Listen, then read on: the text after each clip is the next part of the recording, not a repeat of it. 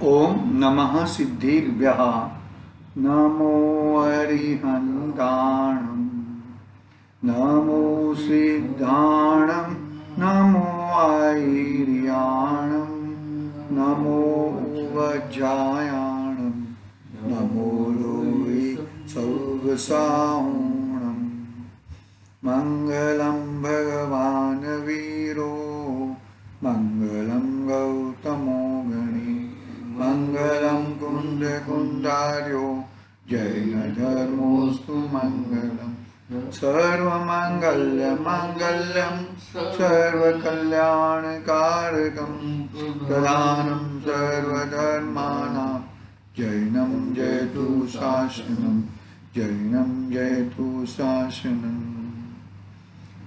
नमः श्रीवर्धमानाय निर्धूतमकलिलात्मने सालोकानं त्रिलोकानं यद्विद्यादर्पणायति चेतिले चेतन चेत्या विना किम चालसे।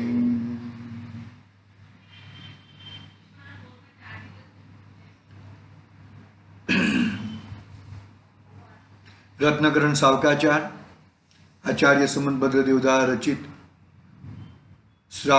श्रावकों के चरणानुयोग का प्रकाशित करने वाला ये महान ग्रंथ है।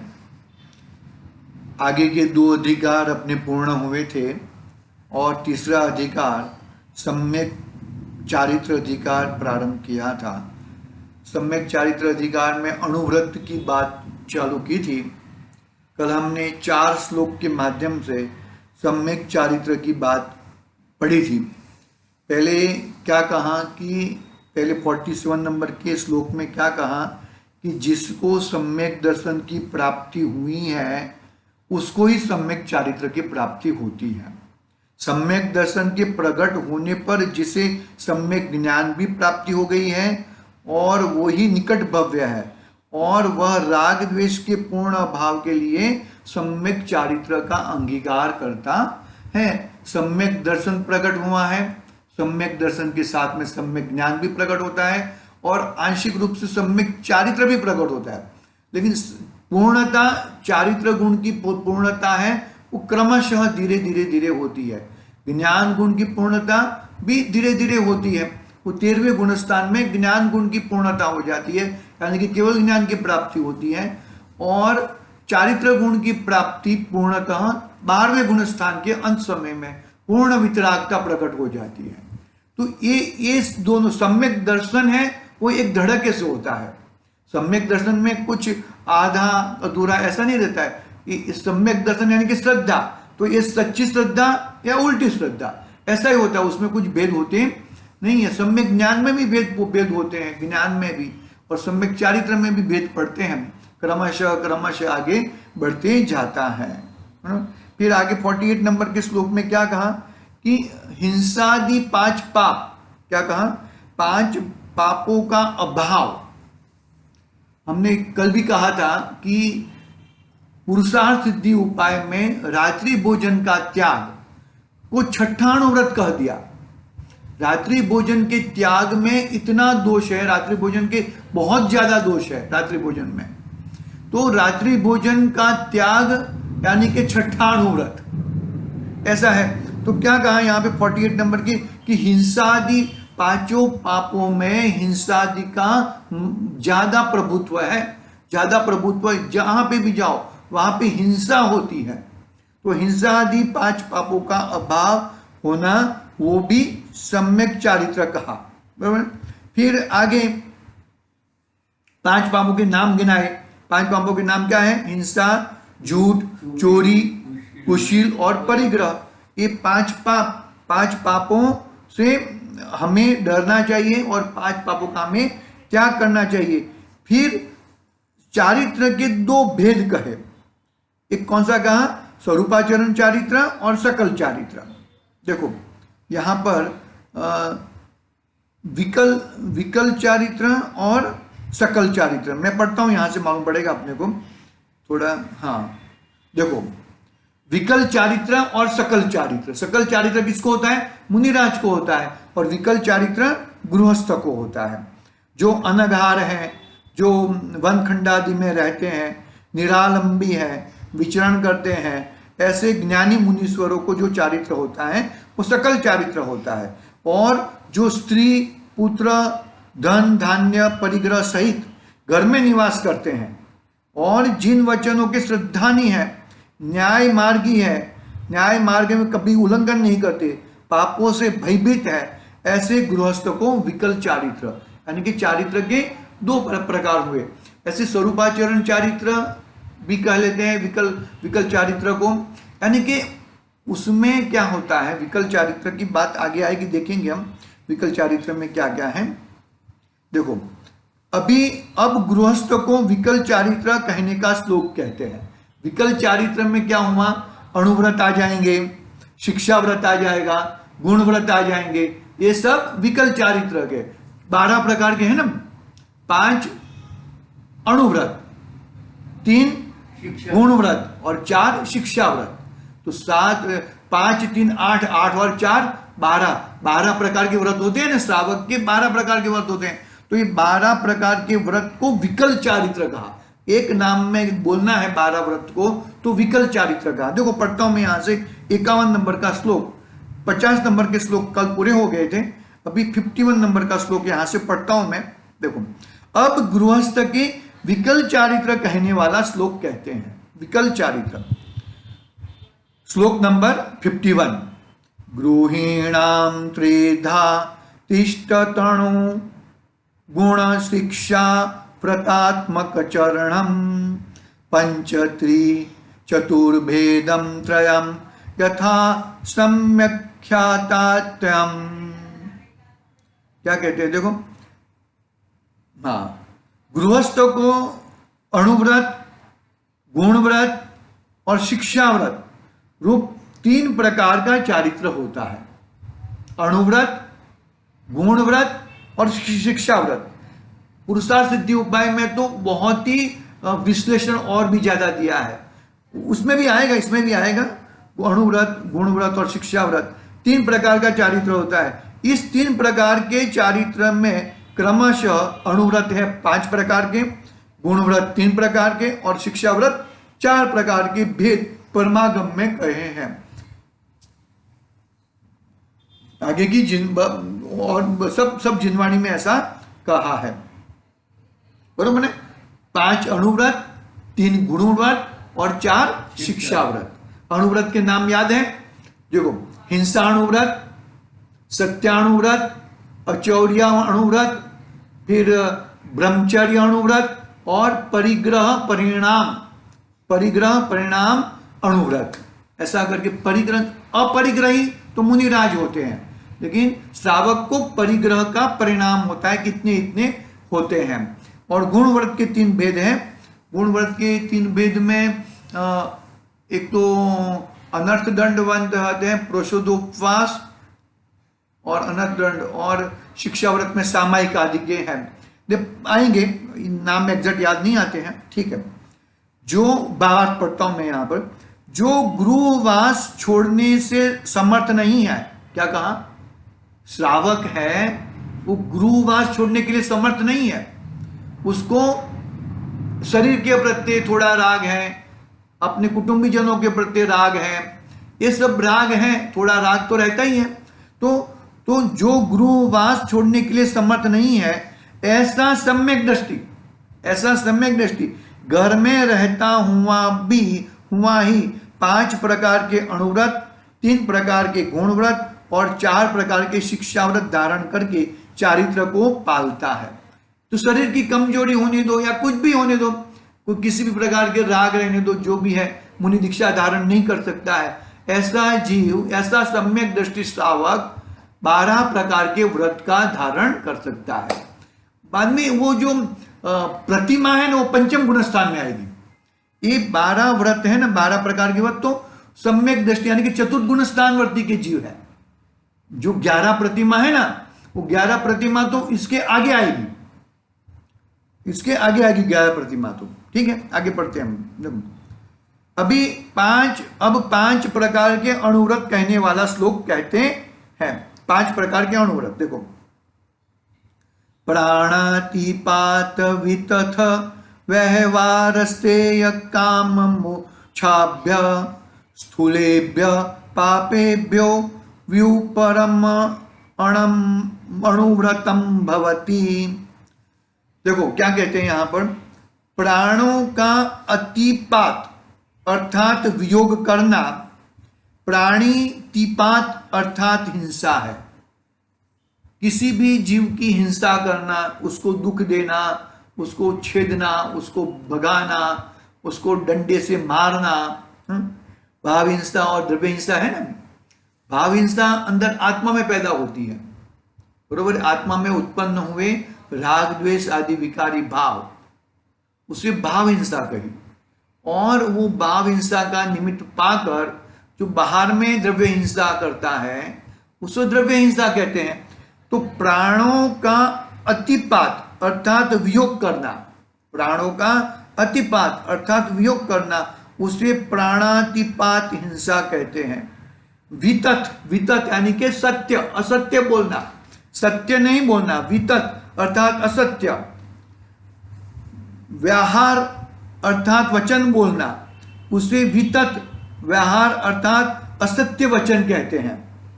स्ते, स्ते यानी कि चोरी, स्ते अर्थात चोरी करना।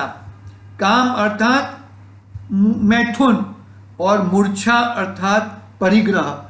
ये पांच स्थूल पाप है। स्थूल मतलब ऊपर ऊपर के बड़े बड़े पाप कहे, अंदर में देखोगे तो बहुत भयंकर पाप। जो भाव है ना, भाव प्रधान है। अपना जैन धर्म है ना, भाव प्रधान है। भावों में हिंसा ज्यादा होती है। ऐसे देखा जाए ना, ऐसा तो हम लोग बहुत कम हिंसा करते होंगे। एक आधा मच्छर को मारने का कदाच ऐसा हो गया तो मच्छर मर गया, लेकिन ऐसे बहुत सारे मच्छरों को मारने का भाव, अरे मच्छर क्यों आ जाते हैं, ये सब क्यों होता है, ये चींटियां क्यों आ जाती हैं, ये चींटियां को मारने के लिए, वो भगाने के लिए क्रेजिनाइन लगाओ। क्रेजिनाइन लगाया नहीं, फिर भी क्रेजिनाइन लगाने का भाव आ गया। अगरबत्ती लगाया नहीं, लेकिन अगरबत्ती लगाया नहीं, लेकिन मच्छरों को भगाने का भाव। मतलब ऐसे हम भाव में हिंसा, भाव में चोरी, भाव में असत्य बोलना, भाव में काम वासना, भाव में परिग्रह। अरे इसका इतनी बड़ी गाड़ी, अरे तेरी गाड़ी है ना भाई, तेरी छोटी गाड़ी तो छोटी गाड़ी, तेरे पास गाड़ी तो है ना, बड़ी गाड़ी तो बड़ी गाड़ी, जिसके पास बड़ी गाड़ी है बड़ी गाड़ी है, तू तू तू तेरी गाड़ी से संतुष्ट हो जा। ऐसा है। कहने का भावार्थ यह है कि ये स्थूल पाप जो भावों में जो भाव पाप होते हैं वो बहुत बड़े पाप होते हैं। इन स्थूल पापों से विरक्त होना अणुव्रत है। स्थूल पापों से विरक्त होना अणुव्रत है। भावार्थ, मारने के संकल्प से जो त्रस्त जीवों की हिंसा का त्याग है वह स्थूल हिंसा का त्याग है। जिन वचन से अन्य प्राणी का घात हो जाए, धर्म बिगड़ जाए, अपवाद निंदा हो जाए, कलह संक्लेश भय आदि प्रकट हो जाए, ऐसा वचन क्रोध अभिमान लोभ के वश होकर कहने का त्याग करना वह स्थूल असत्य का त्याग है। त्रस्त जीवों की हिंसा का त्याग वो अहिंसा है, स्थूल अहिंसा है। और फिर किसी का धर्म बिगड़ जाए, किसी के अपवाद निंदा लग जाए, कलह संक्लेश क्लेश हो जाए, भय आदि प्रकट हो जाए, ऐसे क्रोध अभिमान लोभ के वश होकर त्याग करना वो असत्य, मतलब किसी को दुख पहुंचे ऐसे भी शब्द हमें बोलने नहीं चाहिए, ऐसा है।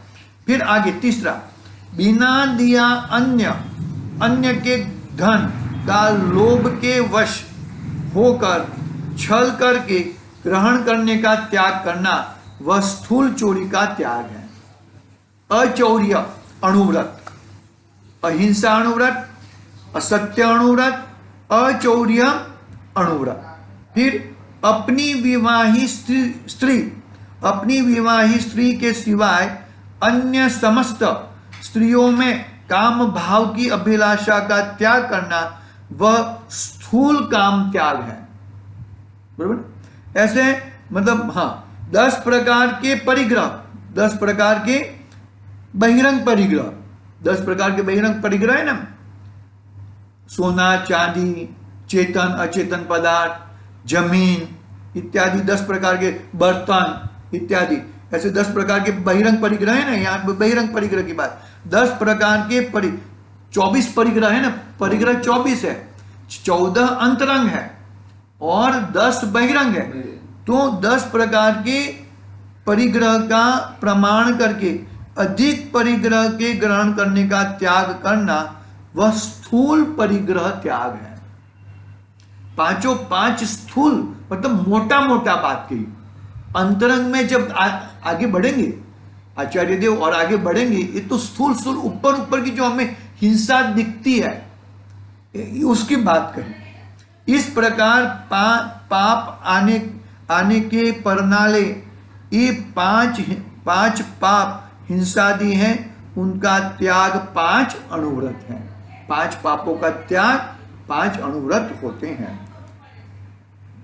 अभी 53 नंबर का श्लोक कहते हैं अहिंसा अणुव्रत का स्वरूप। अभी प्रत्येक अणुव्रत का अंदर में जाके और डीप में बात करेंगे, बहुत डीप में बात करेंगे। क्या कहते देखो, अहिंसा अणुव्रत का स्वरूप कहने वाला श्लोक कहते हैं, 53 नंबर का श्लोक है। सकल्पता कृतकारित मनना दोत्रस्य चरसत्वान नहीनस्ति यतदाहु स्थूलवधा द्विरमणम निपुणा।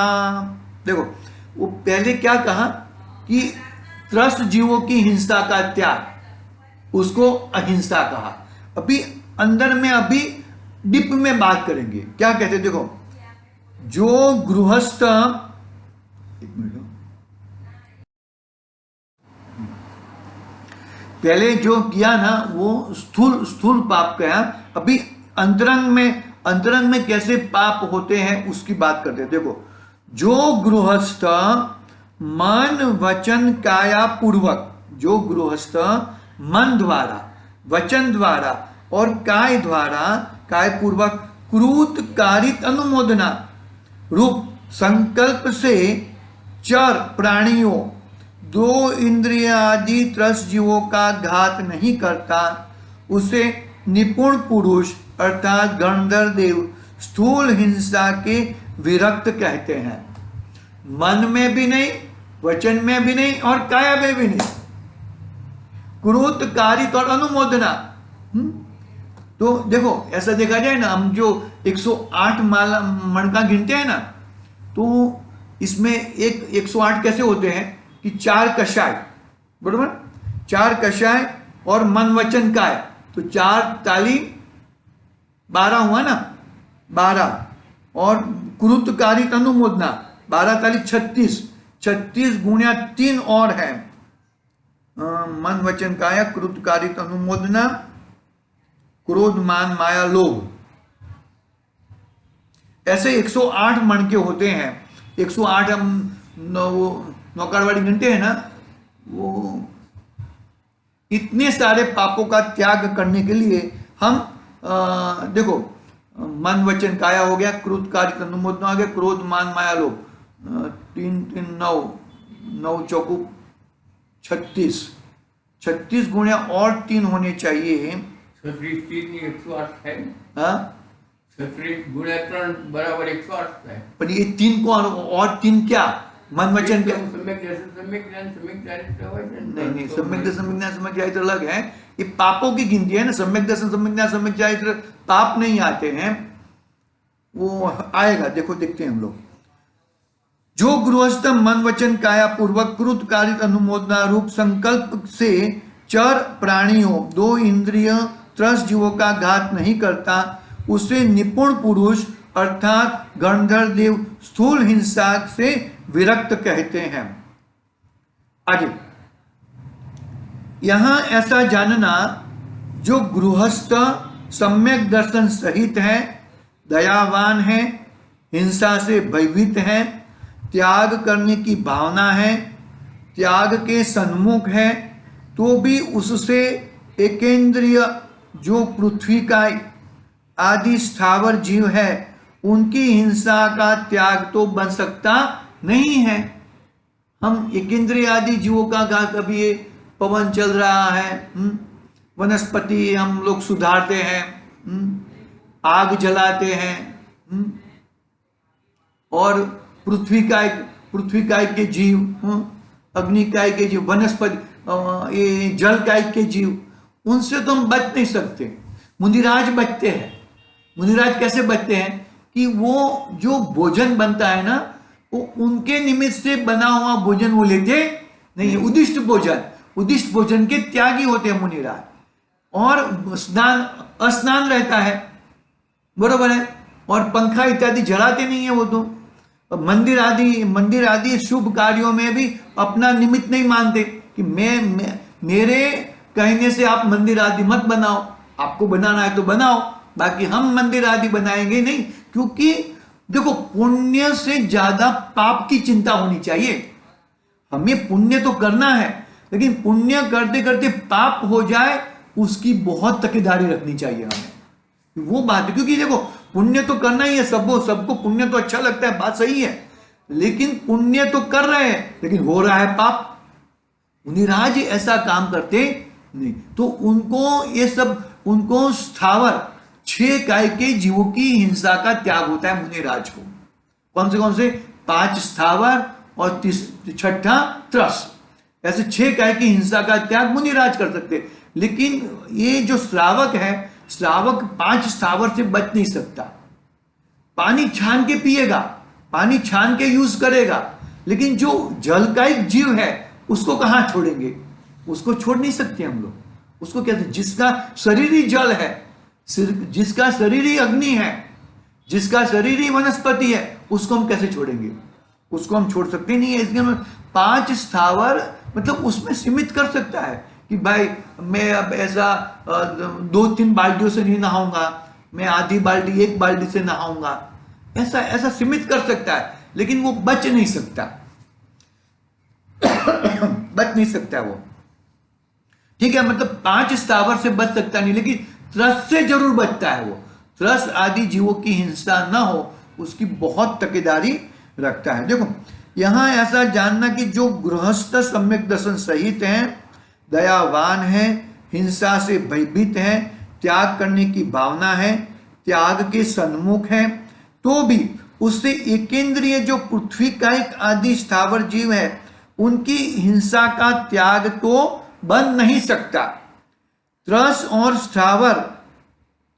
स्थावर दोनों की हिंसा का त्याग तो ग्रह त्यागी मुनीश्वर को ही है, मुनिराज को ही है, उनसे ही बन सकता है, नहीं कि मुनिराज से ही बन सकता है। गृहस्थ के प्रत्याख्यान वर्ण आदि कषायों के उदय से ग्रह में ममता छुटी नहीं है, फिर भी त्रस जीवों की संकल्पी हिंसा के त्याग से भगवान ने उसके अहिंसा अनुव्रत संकल्पी हिंसा, ये मैं इसका घात करूंगा ऐसी हिंसा नहीं करते।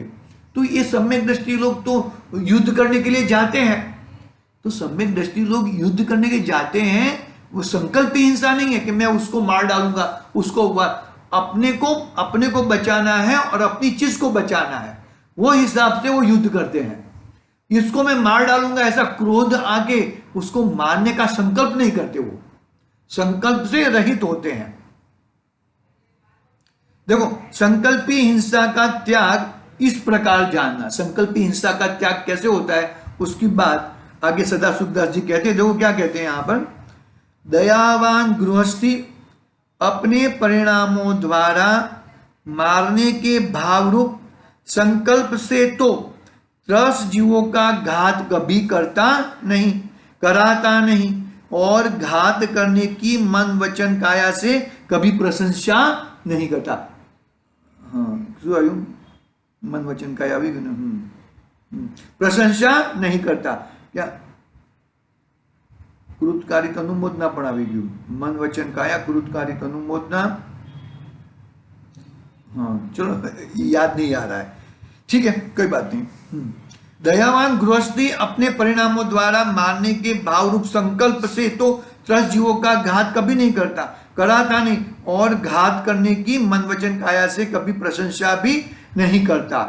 कौन? क्रुतकारित अनुमोदना कभी करता नहीं, मारता नहीं है, मरवाता नहीं है, और कोई मार रहा है तो ताली बजाता नहीं है, अनुमोदना भी नहीं करता। ऐसे परिणाम रखता है। यदि कोई दुष्ट जीव बैर या ईर्ष्या आदि से मारना चाहे, आजीविका धन आदि छीनना चाहे, तो वह उसका घात नहीं करना चाहता।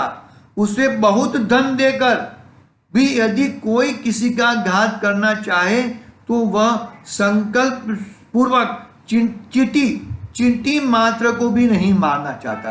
किसी को धन चाहिए तो भाई धन लेके जा, लेकिन मैं तुझे मारने के लिए मैं मारूंगा नहीं। लेकिन अपने धर्म पत्नी है, अपने जो कुटुंबीजन है, उनको बचाने के लिए तो जरूर युद्ध करता है। देखो, यदि कोई दुष्ट जीव बैर या ईर्ष्या आदि से मारना चाहे, आजीविका धन आदि छीनना चाहे, तो वह उसका भी घात नहीं करना चाहता।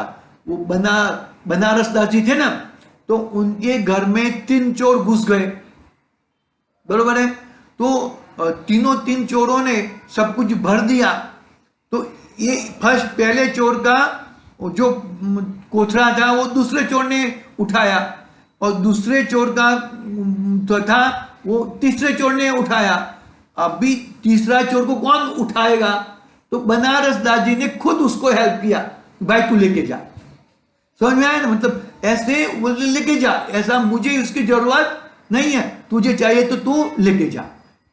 ऐसे एक सम्यक दृष्टि लोग रहते हैं। लेकिन देखो आगे पढ़ते हैं क्या आता है आगे। देखो, यदि कोई दुष्ट जीव बैर या ईर्ष्या आदि से मारना चाहे, आजीविका धन आदि छीनना चाहे, तो वह उसका भी घात नहीं करना चाहते। देखो, टोडरमल जी साहब यदि चाहते थे तो वो अपना बात बता सकते थे, लेकिन बता के कुछ फायदा नहीं है। बता के क्या करेंगे? वो घात करना चाहते हैं तो चला जाए भाई, शरीर से मेरा तो कोई कनेक्शन नहीं। इतने बड़े बड़े परिणाम, इतने अच्छे परिणाम होते हैं। और चोरी का तो हमने बनारस दास जी का उदाहरण दे ही दिया। देखो, उसे बहुत दंड देकर भी यदि कोई किसी का घात करना चाहे तो संकल्प पूर्वक चींटी मात्र का भी कभी नहीं मारते। यदि एक जीव को मारने से उसका रोग, आपत्ति आदि दूर हो सकती हो, तो भी जीने के लोभ से वह त्रस्त जीवों का घात करता नहीं है। त्रस्त जीवों का घात कभी करता नहीं है। हिंसा से अत्यंत भयभीत रहता है, तो भी गृहस्थ के आरंभ में त्रस्त जीवों का घात हुए बिना नहीं रहता। इसी कारण से गृहस्थ मारने के संकल्प से की जाने वाली त्रस्त हिंसा का त्याग करता है। बरोबर है? संकल्प हिंसा का त्याग करता है। पहली हिंसा। दूसरी हिंसा आरंभी हिंसा। पढ़ लेते हैं, इतना आरंभ हिंसा पढ़ लेते हैं।